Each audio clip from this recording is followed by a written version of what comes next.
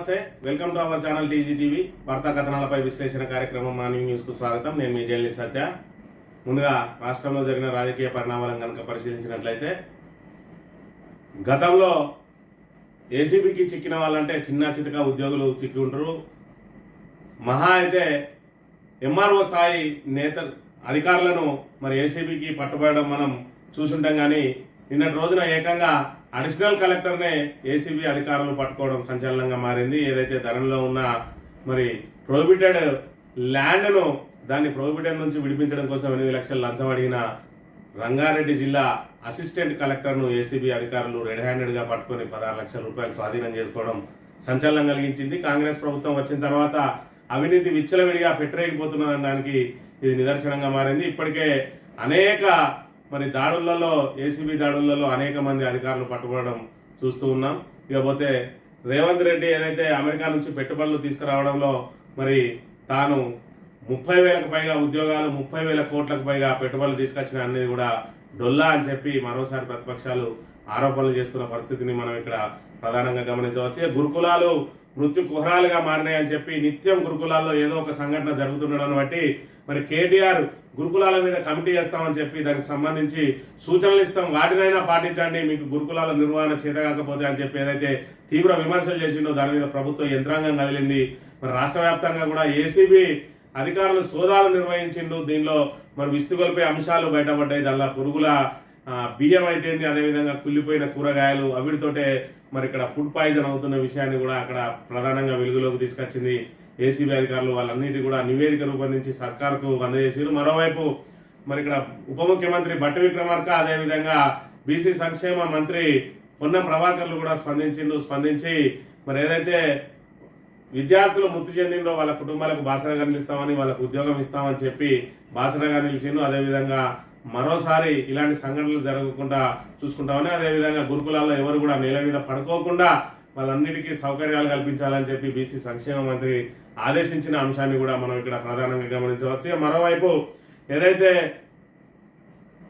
బీజేపీలో బీఆర్ఎస్ విలీనం అవుతుందని చెప్పి మరి తలతిక్క పైత్యంతో మరి ఏదైతే తన యూట్యూబ్ లో పెట్టిండో రవిప్రకాష్ కి సంబంధించి నెటిజన్లు తీవ్ర విమర్శలు చేస్తున్న పరిస్థితిని మనం ఇక్కడ గమనించవచ్చు. ఏమైంది, రవిప్రకాష్ ఎన్నడూ విలీనం అవుతుంది, బీఆర్ఎస్ విలీనం అయింది, ఆ చర్చలు అయిపోయినాయా, మరి రాష్ట్రంలో మరి బీజేపీ అదేవిధంగా బీఆర్ఎస్ కలిసి పనిచేస్తున్నారు అని చెప్పి ఆయనను మరి ఇక్కడ ఏదైతే ర్యాగింగ్ ఇంటర్నెట్ లో ర్యాగింగ్ చేస్తున్న పరిస్థితిని కూడా మనం ఇక్కడ ప్రధానంగా గమనించవచ్చు. వార్తా కథనాలను కనుక పరిశీలించినట్లయితే, ముందుగా నమస్తే తెలంగాణ దినపత్రికలో అసిస్టెంట్ గేరా చిక్కిన సొర, ఏసీబీ వలలో రంగారెడ్డి అదనపు కలెక్టర్ భూపాల్ రెడ్డి నిషేధిత జాబితా నుంచి భూమిని తొలగించేందుకు 8 లక్షలు లంచానికి ఓకే చెప్పి ఏసీబీకి ఫిర్యాదు చేసిన బాధితుడు.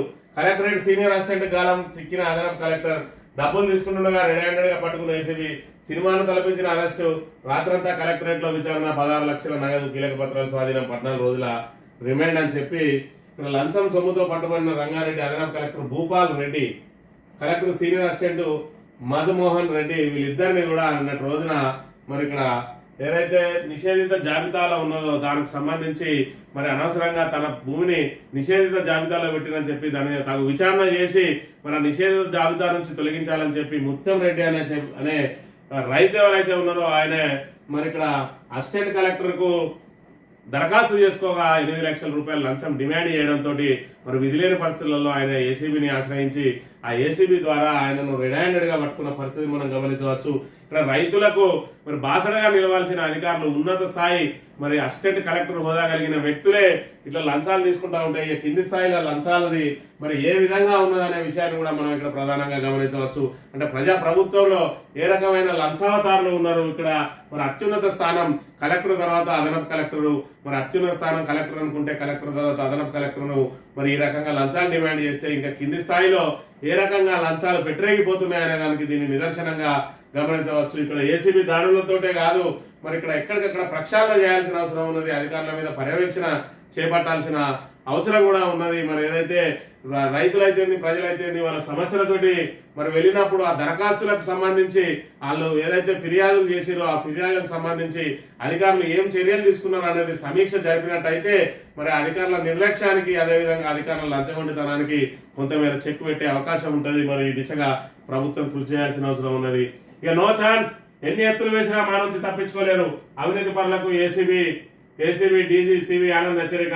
లంచం తీసుకునే వారు ఎన్ని జాగ్రత్తలు తీసుకున్నా అవినీతి నిరోధక శాఖ నుంచి తప్పించుకోలేరని ఏసీబీ డీజీ సివి ఆనంద్ హెచ్చరించారు. అందుకు additional collector Bhupal Reddy, senior assistant Madhumohan Reddy నిదర్శనమని తెలిపారు. ఏసీబీ బృందం చాకచక్యంగా వ్యవహరించి అప్పటికప్పుడు ప్రణాళికలు మార్పు చేసుకుంటూ ఇద్దరిని ట్రాప్ చేసిందని పేర్కొన్నారని.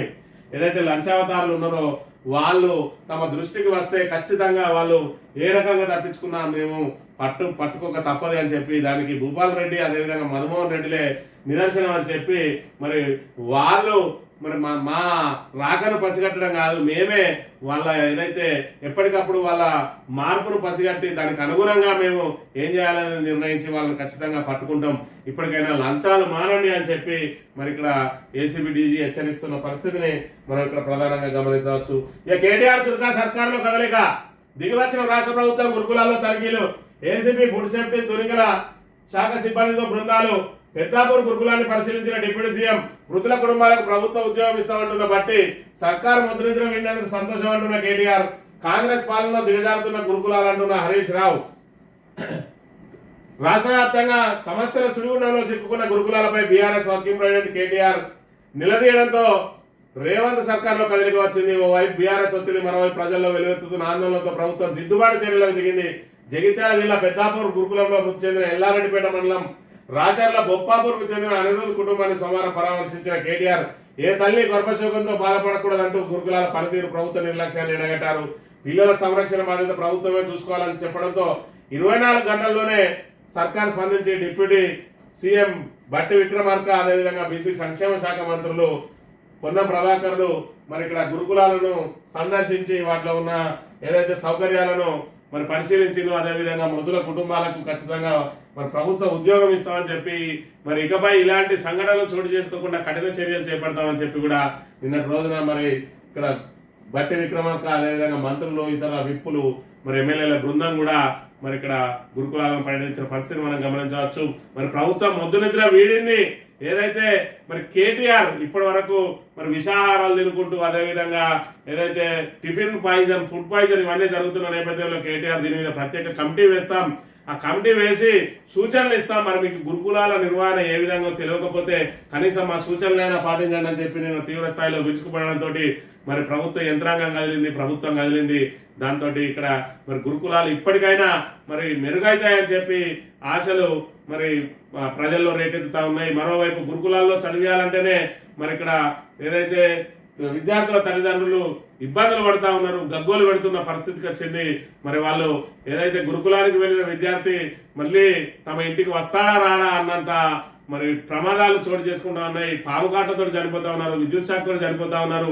మరోవైపు మరి ఏదైతే విద్యార్థులపై అత్యాచార సంఘటనలు కూడా చోటు చేసుకుంటున్న ప్రభుత్వం మొద్దు నిద్ర వేయడం లేదు, దాని మీద మరి కఠినంగా వ్యవహరించడం లేదు. దాంతో నిన్నటి కేటీఆర్ వ్యాఖ్యలతోటి దిగి వచ్చిన ప్రభుత్వం మరి గురుకులాల మీద ప్రత్యేక దృష్టి సారించినట్టుగా మనం ఇక్కడ ప్రధానంగా గమనించవచ్చు. పెట్టుబడి కట్టుకథ, ఊరు పేరు లేని కంపెనీలతో రేవంత్ ఒప్పందాలు, స్వచ్ఛ బయో వాల్స్కర్ర ప్రకటనతో దుమారం, ఇదివరకే వచ్చిన సంస్థలతో విస్తరణ పేరిట మళ్లీ డీల్స్. సీఎం 10 రోజుల అమెరికా పర్యటనలో జరిగిందివే. 31,500 కోట్ల పెట్టుబడులంటూ సర్కార్ ప్రచారం, వాస్తవాలను దాచి ప్రచారం చేసుకోవడంపై విమర్శలు.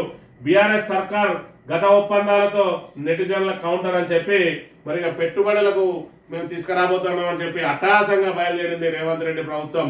మరి ఇక్కడ పైన పటారం లోన లొటారం లాగా ఇక్కడ ఏదైతే మరి కర్రా వాల్స్ కర్రా కానీ లేదంటే స్వచ్ఛ బయో కానీ, స్వచ్ఛ బయో కంపెనీ అనేది హైదరాబాద్ లో ఇది దాని ప్రధాన కార్యాలయం. 1000 కోట్లు పెట్టుబడి పెడతామని చెప్పి ముందుకొచ్చిన మరి బయో ఏదైతే స్వచ్ఛ బయోకు సంబంధించిన ఆఫీసు కార్యకలాపాలకు దానికి 2 ఉద్యోగులు కూడా లేరు. 15 రోజులు అయితే లేదు దాన్ని ప్రారంభించి మరి దానికి 1000 కోట్లతో ఒప్పందం చేసుకున్నారు. ఏ రకమైన ఒప్పందం చేసుకున్నారు వాళ్ళది అంట కొడితే 10 లక్షల రూపాయల వాటా విలువ కలిగి ఉన్నది. మరి ఈ రకంగా డొల్ల కంపెనీలతోటి చేసుకొని మరి అంకెల గారని సృష్టించి మేము ఒప్పందాలు చేసుకున్నాం, గత ప్రభుత్వం కంటే మరి మెరుగ్గా ఒప్పందాలు చేసుకున్నాం అని చెప్పి చెప్పుకోవడానికి, అదేవిధంగా మరి ఏదైతే డొల్ల కంపెనీలలో తమ పెట్టుబడులు పెట్టుకొని మరి వాటిని బ్లాక్ మనీని వైట్ మనీగా మార్చుకోవడానికి తప్ప ఇవి ప్రజలకు ఉపయోగపడేటివి కాదు, ఉద్యోగాలు వచ్చేటివి కాదు అని చెప్పి ఇక్కడ తీవ్ర స్థాయిలో ప్రతిపక్షాలు ఆరోపిస్తున్న నేపథ్యంలో ఇక్కడ ఏదైతే స్వచ్ఛ బయోకు సంబంధించి ఇక్కడ ఆఫీసు రిజిస్టర్డ్ అయింది. ఇదే ఆఫీస్ మీద మరి ఈ ఆఫీస్ నుంచే 1000 కోట్ల కార్యకలాపాలు నిర్వహిస్తామని అంటున్నారు. కనీసం ముందర పార్కింగ్ చేసుకోవడానికి జాగా లేదు. మరి ఇలా సిబ్బందిని ఎక్కడ పెట్టుకుంటున్నారు? ఏదో ఇంటి నెంబర్ మీద మరి వాళ్ళు కంపెనీ రిజిస్ట్రేషన్ చేసుకొని కనీస కార్యాలయం లేదు, కనీస సిబ్బంది లేదు. మరి వాళ్ళు రిజిస్ట్రేషన్ చేసుకొని కనీసం నెల రోజులు కూడా గడవడం లేదు. వాళ్ళకు 1000 కోట్ల ఒప్పందం చేసి మేము ఇప్పుడు గొప్పగా మరి ఒప్పందాలు చేసుకున్నాం, చాలా పెట్టుబడులు రాబోతున్నాం అని చెప్పి ఇటు ముంబైలో రిజిస్టర్డ్ అయిన కంపెనీలను, ఇటు హైదరాబాద్లో రిజిస్టర్డ్ అయిన కంపెనీలను అమెరికాలో ఒప్పందాలు చేసుకోవడం ఏందో అది మరి తెలంగాణ ప్రజలందరూ కూడా విస్తుపోతున్న అంశాన్ని కూడా మనం ఇక్కడ ప్రధానంగా గమనించవచ్చు. ఇక రుణమాఫీలో రైతుకు ద్రోహం జరిగింది.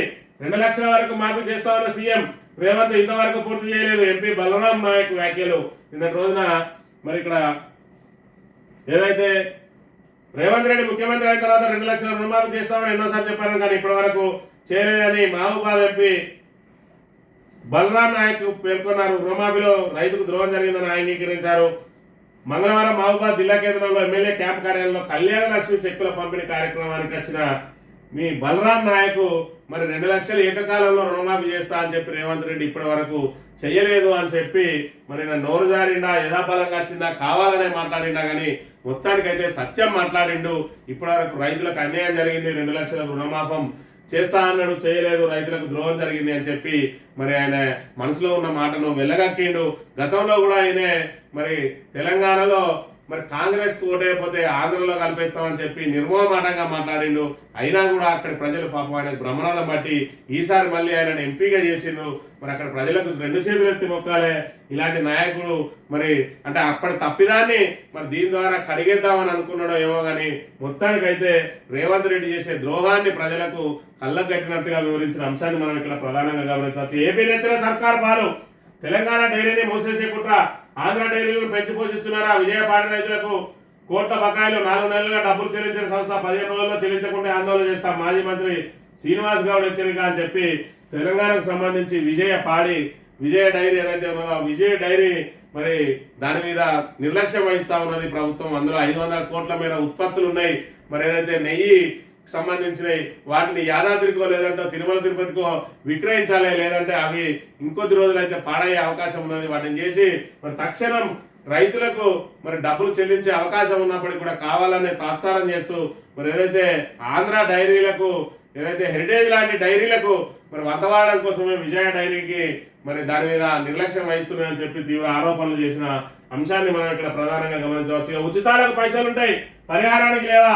ఇలాగే ఉంటే ఉచిత పథకాలు రద్దు చేస్తాం. భూ పరిహారానికి సంబంధించిన కేసులో మహారాష్ట్ర సర్కార్ పై సుప్రీంకోర్టు సీరియస్ అని మహారాష్ట్ర సర్కార్ కు సంబంధించి మరి భూసేకరణలో భాగంగా ఎవరైతే ఆ భూమి కోల్పోయిన బాధితులు ఉన్నాడో ఆయనకు పరిహారం ఇవ్వడానికి మరి తాత్సారం చేస్తున్న నేపథ్యంలో సుప్రీంకోర్టుకు వెళ్ళిండు. దీనికి సంబంధించి మీరు ఉచితాలు ఇవ్వడానికి, ప్రజలకు ఉచితాలు ఇవ్వడానికి మాత్రం డబ్బులుంటాయి, పరిహారాలు ఇవ్వడానికి ఉన్నాయా? ఇట్లా చేస్తే మేము ఉచితాలన్నింటినీ బంద్ చేస్తామని సుప్రీంకోర్టు హెచ్చరించిన అంశాన్ని ఇక్కడ ప్రధానంగా ప్రచురించింది. ఇక ఉద్యోగం చేసి జలెక్ ఉద్యోగుల ఆల్టిమేటంతో ప్రభుత్వంలో మనకు భవిష్యత్ కార్యాచరణపై అధికార వర్గాల ఆరా, సంఘాల నేతలపై ఇంటెలిజెన్స్ వర్గాలనిగా సర్కార్ తీరుపై రగులుతున్న ఎంప్లాయీస్ మరో పోరాటానికి సిద్ధమంటున్న సంఘాలు అని చెప్పి ఉద్యోగ జేఏసీ 10 సంవత్సరాల తర్వాత ఏర్పాటైంది. మరి గతంలో చూసినాం ఉమ్మడి ఆంధ్రప్రదేశ్ లో ఉండేది ఉద్యోగ జేఏసీ అనేది. తర్వాత తెలంగాణ ఉద్యమం కోసం అన్ని ఉద్యోగ సంఘాలు కూడా ఏకతాటి మీదకి వచ్చి మరి తెలంగాణ కోసం పోరాటం చేసినాయి. ఆ తర్వాత వచ్చిన ఏదైతే కేసీఆర్ ప్రభుత్వం ఏర్పాటు చేసిండో ఆ తర్వాత ఉద్యోగ సంఘాలన్నీ వాళ్ళ పనులు వాళ్ళు చేసుకుంటా ఉన్నారు. తిరిగి 10 ఏళ్ల తర్వాత మళ్ళీ తమ సమస్యల పరిష్కారం కోసం జేఏసీగా ఏర్పడ్డారు. ఏదైతే 1వ తేదీన జీతాలు ఇస్తామని గొప్పగా చెప్తా ఉన్నదో మరి ఇక్కడ కాంగ్రెస్ ప్రభుత్వం, రేవంత్ రెడ్డి ప్రభుత్వం మరి తమకు 1వ తేదీన జీతాలు చెల్లించాలనే డిమాండ్ తోటి కూడా వాళ్ళు జేఏసీ ఏర్పడ్డారంటే వీళ్ళు 1వ తారీఖు జీతాలు ఇస్తున్నారు అన్నది డొల్లా అనేది మరోసారి తేటతెల్లమైంది. అదేవిధంగా పాత పెన్షన్ విధానాన్ని అమలు చేయాలని చెప్పి పీఆర్సీ అమలు చేయాలి, పెండింగ్ డిఏలు బకాయిలు చెల్లించాలనే డిమాండ్లతోటి జేఏసీ మరి ఇక్కడ కార్యాచరణ ప్రారంభించమైంది. ప్రభుత్వ ఉద్యోగులు కనుక మరి ప్రభుత్వం మీద మరి తిరగబడితే ఏ విధంగా ఉంటారనేది రాబోయే రోజుల్లో మరి ఇక్కడ తెలవబోతా ఉన్నది ఏదైతే రేవంత్ రెడ్డి గారి విషయాన్ని ఇక్కడ మనం ప్రధానంగా గమనించాలి. ఇందిరాసాగర్ చెరువుకు ఊరి అసైన్డ్ భూముల్లో వెంచర్ వ్యవహారంలో కొత్త కోణం. 512 ఎకరాల ఆయకట్టు ఉన్న ఇందిరాసాగర్ కు ముప్పు. గుట్టలను కలిసి రాళ్లు మట్టి బఫర్ జోన్ లో పారవగా కుంచుకుపోతున్న 18 ఎకరాలకు పైగా విస్తీర్ణం ఉన్న కాలువ. భవిష్యత్తులో దిగువన ఉన్న అనాజ్పూర్ చెరువుకు తీవ్ర నష్టం. హైడ్రా పరిధిలోని ఓ నీటి వనరుకు ప్రమాద గంటికలు అని చెప్పి ఒకవైపు హైడ్రా పరిధిలో మరి నగరంలో ఉన్న గుడిసెలను అదేవిధంగా ఆక్రమణలను తొలగిస్తా ఉన్నారు. నగర శివారుల్లో మరోవైపు ఆల్రెడీ ఆక్రమణలు ప్రారంభం అవుతా ఉన్నాయి. మరి ఇక్కడ అసైన్డ్ భూముల నుంచి 100 ఫీట్ల రోడ్డు తీస్తా ఉన్నారు. దీనికి కొత్త భాష అని చెప్తా ఉన్నారు. ఏదైతే రియల్టర్లు రైతుల కోసమే తాము మరి 100 ఫీట్ల రోడ్ వేస్తామని, రైతుల కోసం 100 ఫీట్ల రోడ్డు నువ్వేయాల్సిన అవసరం ఏంది, దానికి ప్రభుత్వం వేసుకుంటది, నీకే సంబంధం అని చెప్పి ఇక్కడ రెవెన్యూ అధికారులు ఫిర్యాదు చేస్తే రెవెన్యూ అధికారులు త్వరలో పీఓటీ కింద దాన్ని స్వాధీనం చేసుకుంటా అని చెప్పిన పరిస్థితిని ఇక్కడ మనం గమనించవచ్చు. ఇక హైదరాబాద్ లో రంగనాథ్కు రాసిచ్చారా, హైడ్రా కమిషనర్ తీరుపై సీఎంకు ఫిర్యాదు చేస్తా, అధికారులపై ఎమ్మెల్యే దానం ఆగ్రహం, శాసనసభ హక్కుల ఉల్లంఘన నోటీసు ఇస్తానని వార్నింగ్. మొన్నటికి మొన్న హైదరాబాద్ లో ఏదైతే మన అసెంబ్లీలో మరి బీఆర్ఎస్ ఎమ్మెల్యేలకు వార్నింగ్ ఇచ్చిండు, నీ అమ్మ అని చెప్పి మరి బూతులు తిడుతూ హైదరాబాద్ లో తిరగని అన్నారు. మరి హైదరాబాద్ లో తిరగని అన్న దానంకు అధికారులే మరి ఆయనకు జలకిచ్చిండు. ఈయననే మరి ఇక్కడ పీడీపీపీ యాక్ట్ పెట్టి కేసు నమోదు చేసిండు. ఏదైతే మరి ఇక్కడ హైడ్రాకు అధ్యక్షునిగా ఉన్నాడో మరి రంగనాథ్, ఏదైతే పోలీస్ అధికారి రంగనాథ్ ఉన్నాడో ఆయన మరి అక్కడ ఏదైతే ఆ పార్కు చుట్టుపక్కల ఆక్రమణలకు గురైనాయని చెప్పి వాటన్నిటిని కూడా తొలగించి, గుడిసెలను తొలగించి దాని చుట్టూ గోడ పెడితే ఆ గోడ ఊలగొట్టించిండు దానం నాగేందర్. దాంతో ఆయన మీదనే కేసు నమోదు చేయించిండు. దాంతో మరి ఊగిపోయిండు నిన్నటి రోజున దానం నాగేందర్. రంగనాథ్ మరి నీకేమైనా హైదరాబాద్ రాసిచ్చిందా, నువ్వు ఏ రకంగా ఇక్కడ గులగొడతావు, నీ మీద మేము సభా హక్కుల ఉల్లంఘన నోటీస్ ఇస్తా అని చెప్పి ఆయన నిన్న బీరాలు వలికిన అంశాన్ని ఇక్కడ మనం ప్రధానంగా గమనించవచ్చు. మరొక వైపు ఏదైతే ప్రతిపక్ష ఎమ్మెల్యేలను ఏ రకంగా అయితే బెదిరించిందో అధికారులను బెదిరిస్తే ఇక్కడ ఊరుకోవడానికి సిద్ధంగా లేరని చెప్పి వాళ్ళు కేసు నమోదు చేసిరు. ఇంకా గట్టిగా మాట్లాడితే ఇంకో 2 కేసులు నమోదు చేసి అవసరమైతే అధికార పార్టీలో ఉన్నామని చూడకుండా పీడీ యాక్ట్ పెట్టి కూడా లోపల వేయడానికి మరి సిద్ధంగా ఉన్నారు. ఎందుకంటే రేవంత్ రెడ్డికు దానం నాగేందర్కు మరి దానం నాగేందర్ రేవంత్ రెడ్డి ఇంటికి కూడా రాణిస్తలేడని చెప్పి కూడా మరి వార్తా కథనాలు వెలువడతా ఉన్నాయి. ఈయన పదే నా మంత్రి పదవి ఏది, నా మంత్రి పదవి ఏది అని చెప్పి మరి ఇంటికి వెళ్తున్నాడని ఆయన తన సిబ్బందితోటి దానంను ఇంకోసారి అపాయింట్మెంట్ లేకుండా తన ఇంట్లోకి రావద్దని చెప్పి నిర్మోహమాటంగా చెప్పించిన నేపథ్యంలో ఈరోజు ఆయన మీద కేసు నమోదైన విషయంలో మరి దానం నాగేందర్ పరిస్థితి కుడిదిలో పడ్డ ఎలకలా తయారైంది. ఇటు బీఆర్ఎస్ లో లేడు, అటు కాంగ్రెస్ లో అండదండలు లేదు. రేపు కోర్టు తీర్పుతోటి ఎమ్మెల్యే పదవి ఊడిపోతే ఆయన పరిస్థితి అన్నమో రామచంద్ర అని అడుక్కునే తప్ప మరో గతిలేని పరిస్థితిలో పడ్డాడు దానం నాగేందర్ అనే విషయాన్ని ఇక్కడ మనం ప్రధానంగా గమనించవచ్చు. తెలంగాణ దినపత్రిక విషయానికి వస్తే ఎనుగుల గురువారెడ్డిని చంపిందెవరు, రేవంత్ రెడ్డి కుటుంబ ప్రమేయంపై అనుమానాలు, సీఎం సొంతూరు కొండారెడ్డిపల్లిలో ఘటన, రేవంత్ కుటుంబం దౌర్జన్యంతోనే గురువారెడ్డి మృతి, డబ్బుల కోసం ఒత్తిడి చేసినట్టు సమాచారం, దాడి చేసి రాత్రి గుడిలో నిర్బంధించారన్న స్థానికులు, తెల్లారేసరికి విగతజీవిగా గురువారెడ్డి, ఎనుగుల కుటుంబ ప్రస్తావన లేకుండానే కేసు క్లోజు, ఫిబ్రవరిలో ఇన్సిడెంట్ బయటకు రానివని పోలీసులు. సీఎం రేవంత్ రెడ్డి సొంతూరు కొండారెడ్డిపల్లిలో జరిగిన ఘటన ఇది. సాక్షాత్ ముఖ్యమంత్రి పుట్టిన ఊరిలో ఓ వ్యక్తి అనుమానాస్పదంగా మృతి చెందితే పట్టించుకున్న నాదుడే లేడు. రేవంత్ రెడ్డి పెద్దన్న భార్య తరపు వారి ప్రమేయం ఉన్నట్టుగా స్థానికంగా ప్రచారం జరుగుతున్నా ఇప్పటి వరకు ఎలాంటి చర్య లేదు. ఎక్కడికక్కడ కేసును మేనేజ్ చేసినట్టుగా తెలుస్తుంది. ఇంతకు గురువారెడ్డి విషయంలో ఏం జరిగింది, ఆయన చనిపోవడానికి కారణం ఎవరు, ఇది హత్య ఆత్మహత్య? ఎనుగుల గురువారెడ్డి నాగర్ కర్నూలు జిల్లాలోని కొండారెడ్డిపల్లి వాస్తవ్యుడు. ఇది సీఎం రేవంత్ రెడ్డి సొంతూరు. ముఖ్యమంత్రి గురువారెడ్డి వరుసగా అన్నవుతాడు. వీళ్ళంతా పాలనలో ఈ ఏడాది ఫిబ్రవరిలో గురువారెడ్డి అనుమానాస్పదతో మృతి చెందాడు. అయితే ఈ విషయాన్ని ఎక్కడా బయటకు రానివ్వకుండా ఆత్మహత్య చిత్రీకరించి క్లోజ్ చేశారు కేసును. అయితే తెలంగాణ పరిశోధనలో ఆసక్తికర అంశాలు వెలుగులో వచ్చాయి. గురువారెడ్డి మృతి వెనుక ముఖ్యమంత్రి కుటుంబ సభ్యుల ప్రమేయం ఉందని తెలుస్తుంది. వారి అరాచకం కారణంగానే గురువారెడ్డి చనిపోయాడని గ్రామస్తులు అంటున్నారు. కొండారెడ్డిపల్లి గ్రామ శివార్లో వీర బ్రహ్మేంద్ర స్వామి ఆలయంలో గురువారెడ్డి ఉరేసుకున్న ఫోటోను అప్పట్లో పలు పత్రికల్లో వచ్చాయి. పెద్దగా దర్యాప్తు లేకుండానే కేసును స్థానిక పోలీసులు క్లోజ్ చేసినట్టుగా తెలుస్తుంది. అయితే తాజాగా వెలుగులో వచ్చిన విషయాలు షాక్ గురి చేస్తున్నాయి. ఆ గ్రామానికి వెళ్లి ఆరదీయ రేవంత్ రెడ్డి పెద్దన కృష్ణారెడ్డి భార్య వనజమ్మ పేరు ప్రముఖంగా వినిపించిందని చెప్పి ఏదైతే ఎనుగుల గురువారెడ్డి అని చెప్పి ఇక్కడ మరి ఆ దేవాలయ ప్రాంగణంలో ఆత్మహత్య చేసుకున్నాడో, ఆత్మహత్య వెనుక రేవంత్ రెడ్డి కుటుంబ సభ్యుల ప్రమేయం ఉన్నది అని చెప్పి తెలంగాణ దినపత్రిక నిన్నటి రోజున మరి పరిశోధనాత్మకంగా మరి అక్కడ ఏదైతే గ్రామస్తులను విచారిస్తే తమకు కొన్ని ఆధారాలు లభించినాయి అని చెప్పి మరొక వార్తను ప్రచురించింది. మరి దీన్నేమో పోలీసులు ఆల్రెడీ ఆత్మహత్యగా కేసుగా నమోదు చేసుకుని దీన్ని క్లోజ్ చేసిన అంశాన్ని మనం ఇక్కడ గమనించవచ్చు. దీని మీద మరి పూర్తి స్థాయిలో తిరిగి విచారణ జరిపితే తప్ప దానికి సంబంధించిన పూర్తి వివరాలు బయటకు వచ్చే అవకాశం లేదు. ఇక ఏదైతే పైత్యం ముదిరి మరి పిచ్చి ముదిరి పిచ్చి ముదిరింది తలకు రోకలు చుట్టాను అన్నట్టుగా ఏదైతే రవిప్రకాష్ టీవీ9 నుంచి గెంటి వేయబడ్డాడో ఆ తర్వాత ఆయనకు మరి పిచ్చి బాగా ముదిరినట్టుగా ఉన్నది. దానిలో భాగంగా మరి యూట్యూబ్ ఛానల్ పెట్టుకున్న రవిప్రకాష్ మరి దాన్ని ఫేమస్ చేసుకోవడం కోసం మొన్నటి రోజున భూకంపం లాంటి వార్త 2 రోజుల్లో బీఆర్ఎస్ బీజేపీలో విలీనం కాబోతున్నామని అని చెప్పి మరి పెద్ద ప్రకటనను పెద్ద వార్తను వంటి వార్చి తానే స్వయంగా మరి ప్రజెంట్ చేసిండు. మరి దాని మీద ఇప్పుడు నెటిజన్లు ఈయనను పూర్తి స్థాయిలో చీల్చి చెండాడుతా ఉన్నారు, ర్యాగింగ్ చేస్తున్న పరిస్థితి. ఏం సంగతి రవిప్రకాష్? అయ్యో బీఆర్ఎస్ పార్టీ ఇంకా విలీనం కాలేదా? బీజేపీలో బీఆర్ఎస్ విలీనం అయిపోతుందని ప్రచారం చేశారు కదా, ఏకంగా డేట్స్ ముహూర్తాలు కూడా పెట్టేశారు కదా, ఇంకా బీఆర్ఎస్ విలీనం కాలేదా? నెట్టింట జోరుగా చర్చ. పార్టీ విలీనం అంటూ వారం క్రితం కథనాలు. ఓ యూట్యూబర్ ఛానల్ ఊదరగొట్టిన వైనం, కవితకు బెయిల్, బీఆర్ఎస్ విలీనం అన్న వార్తలు, పొంతలు లేని కథనాలపై గులాబీ శ్రేణులు ఫైర్. తాజాగా సోషల్ మీడియాలో ఆసక్తికర భేటీ డిబేట్. ఇంకా విలీనం కాలేదా అంటే యూట్యూబర్ రవిప్రకాష్ పై ప్రశ్నల వర్షం అని చెప్పి రవిప్రకాష్ ను నెటిజన్లు ఆడుకుంటున్నారు. మరి ఏదైతే ఏమైంది రవిప్రకాష్ ఇంకా బీఆర్ఎస్ విలీనం కాలేదా? బీజేపీ నేతలు మరి బీఆర్ఎస్ నేతల చర్చలు అయిపోయినాయా? కేటీఆర్ మరి కేసీఆర్ ఎప్పుడు ఢిల్లీకి వెళ్తాడు, కేటీఆర్ హరీష్ రావు ఢిల్లీ వెళ్ళారు కదా, మరి ఎవరితోటి మరి సమావేశం అయినరు, చర్చలు పూర్తయినాయా, మరి ఎన్నడూ చేస్తామా విలీనం అని చెప్పి ఆయనను ఆటాడుకుంటా ఉన్నారు ఇంటర్నెట్ లో అని చెప్పి ఇక్కడ ప్రధానంగా గమనించవచ్చు. మరి ఇలాంటి పిచ్చి పిచ్చి వార్తలు ప్రచురించిన వాళ్ళు దానికి మళ్ళీ సమాధానాలు చెప్పుకోలేక తలలు పట్టుకోవాల్సి వస్తుందనే విషయాన్ని మరి రవిప్రకాష్ విషయంలో నిజమైంది.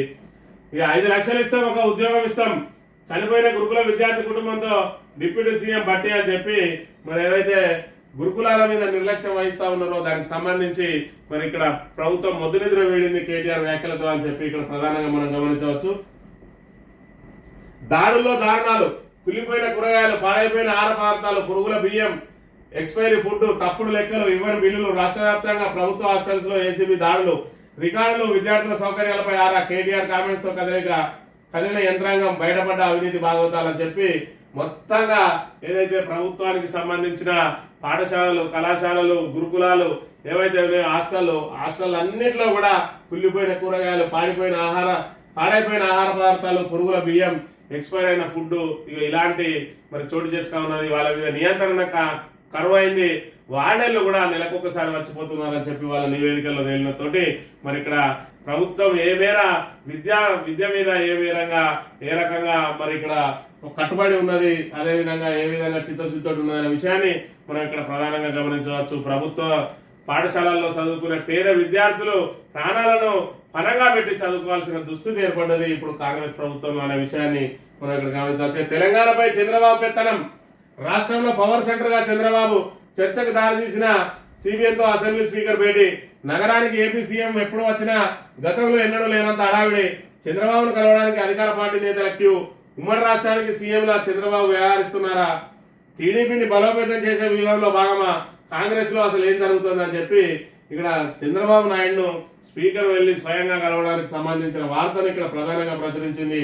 తెలంగాణ మీద చంద్రబాబు మళ్ళీ గుత్తాధిపత్యం సాధించడానికి ప్రయత్నం చేస్తా ఉన్నాడు. తన శిష్యుడు రేవంత్ రెడ్డి ఇక్కడ ఉండడం వాళ్లకు మరి బద్ద వ్యతిరేకి ఆయన బీజేపీ కూటమిలో ఉన్నాడు. మరి ఇది కాంగ్రెస్ పార్టీ మరి బద్ద వ్యతిరేకి అయినా కూడా ఆయన శిష్యుడు కాబట్టి మరి ఆ శిష్యుడి ద్వారా ఇదంతా కంట్రోల్లో పెట్టుకుంటా ఉన్నాడు. మరోవైపు ఈయన ఎన్డీఏ కూటమికి సంబంధించిన సీఎం, ఈయన కాంగ్రెస్ స్పీకరు. మరి ఏ అవసరం కోసం మరి స్పీకర్ వెళ్ళి స్వయంగా కలిసిండు అనే దానికి దీనిలో మరి ఇక్కడ రాష్ట్ర ప్రయోజనాలు అయితే ఏమి లేవు, మరి వ్యక్తిగత ప్రయోజనాలు ఏమున్నాయో మరి ప్రజలకు చెప్పాల్సిన అవసరం అయితే ఉన్నది. నేను లేవకాలు నా మీదనే కేసు పెడతావా అని చెప్పి దానం నాగేందర్ పాపం అరుస్తా ఉన్నాడు. బీఆర్ఎస్ ఎమ్మెల్యేల మీద అరుస్తున్నాడు కానీ అధికారుల మీద అరిస్తే పీడీపీ కాదు, రాబోయే రోజుల్లో పీడీ యాక్ట్ పెట్టిన ఆశ్చర్యం లేదనే విషయాన్ని మరి దానం నాగేందర్ గమనించాలి. మురికి కూపం, పురుగుల బియ్యం, నాసిరకం ఆహార పదార్థాలతో విద్యార్థులకు వడ్డింపు, సంక్షేమ హాస్టల్లో దారుణ పరిస్థితులు అని చెప్పి మరి నిన్నటి రోజున ఏదైతే ఆ గురుకులాలకు సంబంధించి కానీ, సంక్షేమ హాస్టళ్లకు సంబంధించి కానీ, ప్రభుత్వానికి సంబంధించిన ప్రతి హాస్టల్లో కూడా పరిస్థితి ఈ మేర ఉన్నది. కాంగ్రెస్ ప్రభుత్వంలో 8 నెలలుగా మరి ఇక్కడ దిగజారిపోయినాయి. అందులో ఉన్న సౌకర్యాలన్నీ కూడా దిగజారిపోయినాయి. వారి మీద పట్టింపు కరువైంది, దాని మీద పర్యవేక్షణ కరువైంది. దాంతో గురుకులాలు మరి ముచ్చు గృహాలుగా మారిన సంక్షేమ హాస్టళ్లలో తిండి తినడానికి జరుగుతున్న పరిస్థితులు ఉన్నాయి. మరి అధికారుల తనిఖీల్లోనే ఇక్కడ ఈ రకంగా వెల్లడైంది. మరి దీని మీద ఏ రకంగా చర్యలు తీసుకుంటారు, దీని మీద మరి మెరుగుపరచడానికి ఏ రకమైన చర్యలు చేపడతారు అనేది వేచి చూడాల్సిన అవసరం ఉన్నది. ఈ ఆంధ్రజ్యోతి విషయానికి వస్తే దీనికి సంబంధించి కూడా అధ్వాన హాస్టల్ అని చెప్పి ఏసీబీ అధికారులకు సంబంధించిందే ప్రధానంగా వార్తలు ప్రచురించింది. ఇక పదవుల బొనాంజా, ఎల్లుండి ఢిల్లీకి సీఎం రేవంత్, పిసిసి కార్యవర్గం మంత్రివర్గ విస్తరణపై అధిష్టానంతో చర్చ, సామాజిక సమీకరణలు చూసుకొని టీపీసీసీ చీఫ్ కార్యనిర్వాహక అధ్యక్షులు ప్రచార కమిటీ చైర్మన్ నియామకం, 4 మంత్రి పదవులు, ఉపసభాపతి, చీఫ్ విప్ పైన నిర్ణయం, బీసీ కమిషన్ సహా పలు కార్పొరేషన్ పదవుల భర్తీకి ఛాన్స్, బీసీ కమిషన్ చైర్మన్ గా విఎస్ నిరంజన్ పేర్ల పరిశీలన, రైతు విద్యా కమిషన్లకు కోదండరెడ్డి, ఆకునూరు మురళి పేర్లు, 19 లేదా 20 పదవుల భర్తీపై ప్రకటనకు అవకాశం, నేడు కాగ్నిజెంట్ తో కొత్త క్యాంపస్ షురు, కోకాపేటలో ప్రారంభించనున్న ముఖ్యమంత్రి రేవంత్, దక్షిణ కొరియా నుంచి వచ్చిన అనంతరం కార్యక్రమానికి 10 లక్షల చదరపు అడుగుల కార్యకలాపాలు, 15,000 ఉద్యోగాలు అని చెప్పి మరి ఇక్కడ అది ఇది అంతా దంచి కొట్టింది ఈ ఆంధ్రజ్యోతి దినపత్రిక.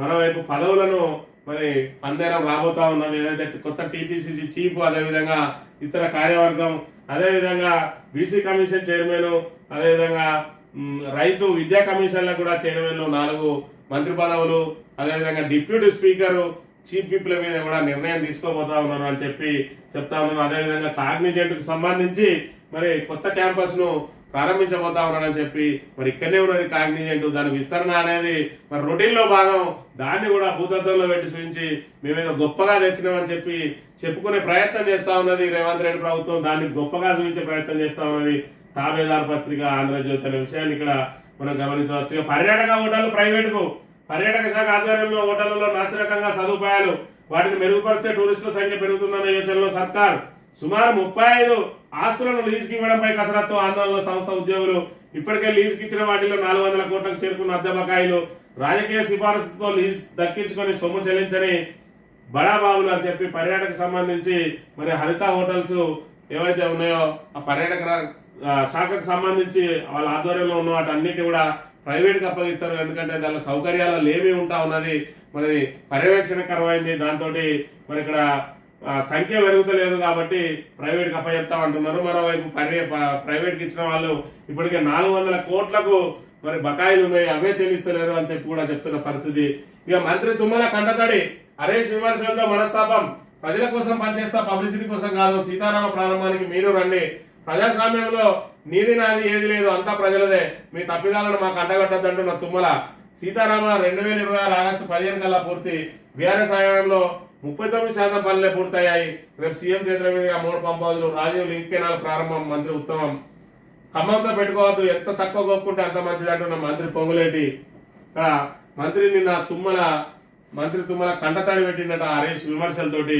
మరి సీతారామ ప్రాజెక్టు మరి ఇక్కడ కేసీఆర్ మానస పుత్రికగా మనం చెప్పవచ్చు. ఖమ్మం జిల్లాకు గోదావరి జలాలను పూర్తి స్థాయిలో అందించడం కోసం మరి ఆయన భగీరథ ప్రయత్నం చేసి సీతారామ ప్రాజెక్టు తీసుకొస్తే ఆ ఘనతంతా కాంగ్రెస్ ప్రభుత్వాన్ని అన్నట్టుగా మరి మంత్రి తుమ్మల దాన్ని బిల్డప్ ఇవ్వడానికి ప్రయత్నం చేసిండు. దాన్ని ఎక్కడికక్కడ తిప్పికొట్టిండు హరీష్ రావు.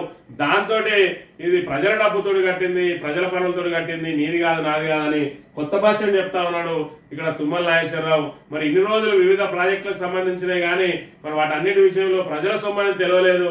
ఇవాళ మరి దీని మీద పూర్తి స్థాయిలో వివరాలతో సహా హరీష్ రావు చెప్పిన నేపథ్యంలో ఇప్పుడు ప్రజల సొమ్మైంది, ఇప్పుడు ఎవరు కడితేంది, ఏ ప్రభుత్వం అయితేంది, ప్రజలకు మంచి చేయాలని చెప్పి శుద్ధులు చెప్తా ఉన్నాడు ఇక్కడ తుమ్మల నాగేశ్వరరావు. మరోవైపు 39% పనులే అని అంటున్నాడు. ఏదైతే సీతారామ ప్రాజెక్టు పనులను మరి పూర్తి స్థాయిలో పూర్తి చేసింది ఈ రోజు బీఆర్ఎస్ అని ఎవరు అవునన్నా కాదన్నా చెప్పవచ్చు. మరి 39% పనులు కనుక మరి బీఆర్ఎస్ చేసినట్లయితే 75 కోట్లతోటే సీతారామ ప్రాజెక్టుకు 1.5 ఎకరాలకు నీళ్ళు ఇస్తాను అన్న బట్టి విక్రమార్క మాటలకు మరి 39%లో 61% 75 కోట్లతోటే పూర్తి చేస్తున్నాడు తుమ్మల నాగేశ్వరరావు. చెప్పాలి జనాలు అంటే వినటోడు ఉంటే చెప్పేటోడు మరి ఎన్నైనా చెప్తాడు అన్నట్టు మరి ఇక్కడ ఏదైతే అబద్ధాలకు మరి బ్రాండ్ అంబాసిడర్ గా మారిందో కాంగ్రెస్ మంత్రులు, అందులో తుమ్మల నాగేశ్వరరావు కూడా చేరిందన్న విషయాన్ని దీన్ని మనం ప్రధానంగా గమనించవచ్చు. ఇక ప్రాణ త్యాగాల ఫలితం, సుప్రీంకోర్టు తీర్పు ద్వారా మాదిగ జాతి గెలిచింది, 30 ఏళ్ల పోరాటం ఫలించింది. మందకృష్ణ తీర్పు తర్వాత తొలిసారి హైదరాబాద్ కు ఎంఆర్పీఎస్ శ్రేణుల ఘన స్వాగతం, నగరంలో భారీ విజయోత్సవ ర్యాలీ అని చెప్పి మరి ఎంఆర్పీఎస్ మాదిగ రిజర్వేషన్ పోరాట సమితి అని చెప్పి ప్రారంభించి 30 సంవత్సరాల పాటు మరి వర్గీకరణ కోసం మరి నిరంతరంగా పోరాటం చేసిండు మందకృష్ణ మాదిగ. మరి సుప్రీంకోర్టు తీర్పు ద్వారా మరి అన్ని రాజకీయ పక్షాలను ఒప్పించడం ద్వారా, అదేవిధంగా దాదాపుగా మెజారిటీ అసెంబ్లీలలో తీర్మానం చేయించడం ద్వారా, కేంద్రాన్ని మెప్పించడం ద్వారా, సుప్రీంకోర్టులో కూడా మరి తీర్పు ద్వారా దానికి ఎలాంటి మరి అడ్డంకులు లేకుండా, న్యాయపరమైన చిక్కులు లేకుండా మరి సాధించిండు. ఇక్కడ మరి వర్గీకరణ అనే దాని అంశాన్ని మనం ఇక్కడ గమనించవచ్చు. తెలంగాణ ఉద్యమం కోసం కేసీఆర్ ఏ విధంగా అయితే అవమానాలు పడ్డాడో, అదే విధంగా ఎస్సీ వర్గీకరణ కోసం మందకృష్ణ కూడా అనేక అవమానాలు పొందిన వల్ల అతిశయోక్తి ఏం లేదు. మరి ఖచ్చితంగా ఏదైతే చిత్తశుద్ధితోటి మరి పోరాటం చేస్తామో దాన్ని ఖచ్చితంగా లక్ష్యం చేరుకుంటామని చెప్పడానికి ఎస్సీ వర్గీకరణను మనం నిదర్శనంగా భావించవచ్చు. ఏదేమైనా ప్రాణత్యాగాల ఫలితమే ఇక్కడ మరి ఎస్సీ వర్గీకరణ. దీని క్రెడిట్ అంతా కూడా ఎవరైతే మరి ఎస్సీ వర్గీకరణ కోసం ప్రాణం త్యాగం చేసినో వారికే దక్కుతుందని చెప్పి నిస్వార్థంగా చెప్పిండు నిన్న రోజున మందకృష్ణ మాదిగ అనే విషయాన్ని మనం ఇక్కడ ప్రధానంగా గమనించవచ్చు. ఇక ఉప్పు చక్కెరలో ప్లాస్టిక్ భూతం. దేశంలో అన్ని కంపెనీల ఉత్పత్తుల్లో మైక్రో ప్లాస్టిక్స్ సైజు 0.1 mm నుంచి 5 mm వరకు ఆరోగ్యంపై తీవ్ర ప్రభావం, టాక్సిస్ లింక్ అధ్యయనంలో వెల్లడి అని చెప్పి మనం తినే ఉప్పు అదేవిధంగా చక్కెరలో కూడా మరి ఇక్కడ ప్లాస్టిక్ రేణువులు ఉంటా ఉన్నాయి.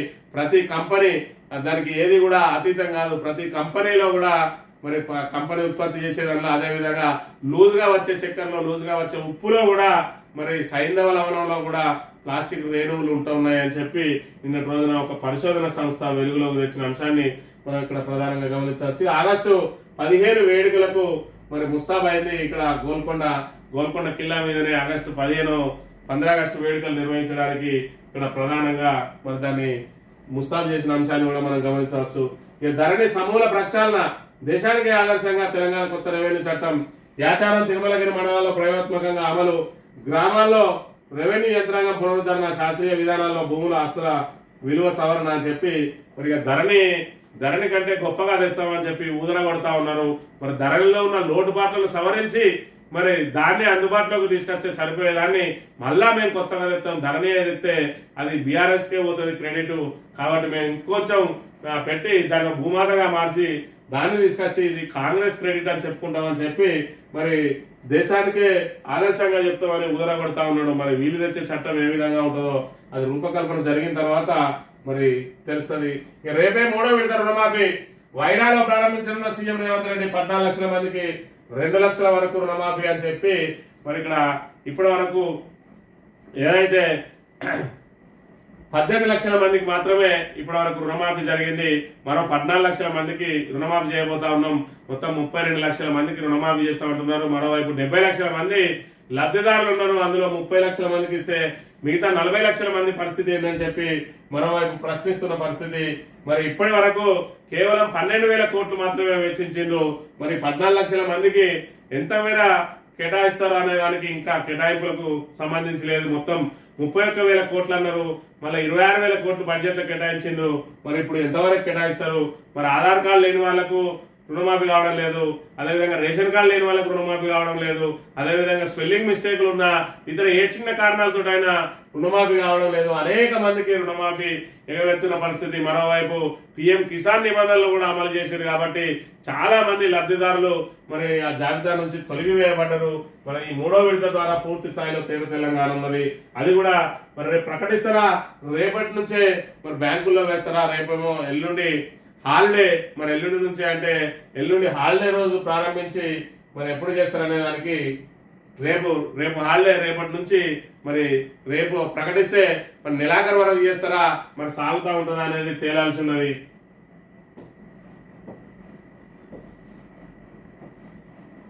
కేసును సిబిఐకి అప్పగించండి. జూనియర్ వైద్యులపై అత్యాచారం ఘటనలో కలకత్తా హైకోర్టు తీర్పు అని చెప్పి మరి కలకత్తాలో ఏదైతే వైద్య విద్యార్థిని మీద అత్యాచార ఘటన జరిగిందో దానికి సంబంధించి మరి ఇక్కడ రాష్ట్ర వ్యాప్తంగా కూడా నిరసనలు హోరెత్తుతా ఉన్నాయి.